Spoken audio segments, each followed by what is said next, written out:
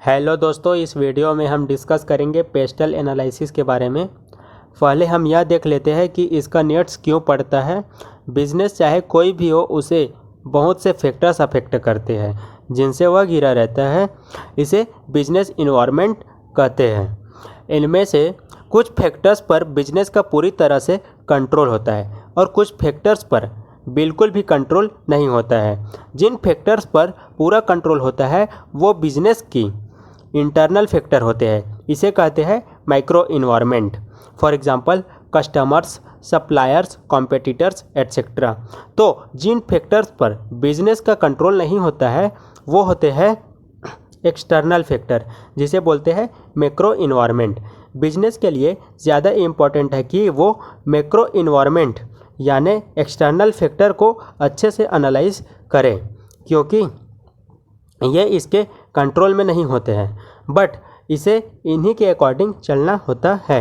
Macro environment में जो factors आते हैं वो है political, economical, social, technological and environment and legal.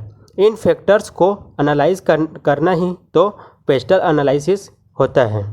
चलिए मैक्रो इन्वायरमेंट थोड़ा डिटेल में देख लेते हैं। पहला है पॉलिटिकल। इसमें गवर्नमेंट की इंडस्ट्रीज पॉलिसीज आता है। लाइक 1 जुलाई 2017 को जीएसटी इम्प्लीमेंट किया गया, तो कोई बिजनेस ये थोड़ी बोल सकता है कि मैं तो जीएसटी को मानता ही नहीं हूँ, मैं तो सेल टैक्स और वेट ही दूंगा। मतलब ये कि गवर्नमेंट जो पॉलिसीज़ बनाता है, बिजनेस को उसी फ्रेमवर्क में काम करना पड़ता है।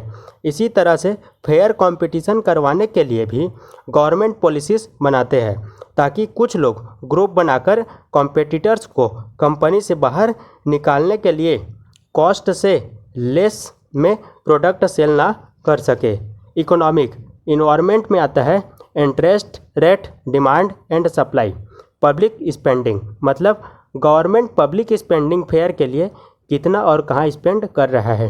सोशल इन्वायरमेंट में आता है style, fashion, culture, standard of living etcetera. Technology बहुत फैकल्टी चीज़ है जो बिजनेस को ग्रो करने के लिए ट्रीट करते हैं, और अदरवाइज बिजनेस का एग्जिस्टेंस भी ख़त्म हो सकता है। जैसे कि नोकिया टेक्नोलॉजिकल चेंज संभाल नहीं पाया और मार्केट से आउट हो गया। इन्वायरमेंटल, इसमें आता है climate, waste disposal, corporate social responsibility. Corporate social responsibility होता है कारपोरेट यानी बिजनेस की सोसाइटीज़ के लिए जो रिस्पॉन्सिबिलिटी बनाता है, उसके लिए बिजनेस क्या कर रहा है। सोसाइटी के लिए रिस्पॉन्सिबिलिटी इसलिए बनाता है क्योंकि बिजनेस सोसाइटी के रिसोर्सेस यूज़ करता है, लाइक एयर, वाटर, और इन्हें पॉल्यूट भी करता है। लाइक एयर में स्मोक डालकर या छोड़कर उन्हें क्या करते हैं, नदियों में वेस्ट पार्टिकल्स मिलाकर।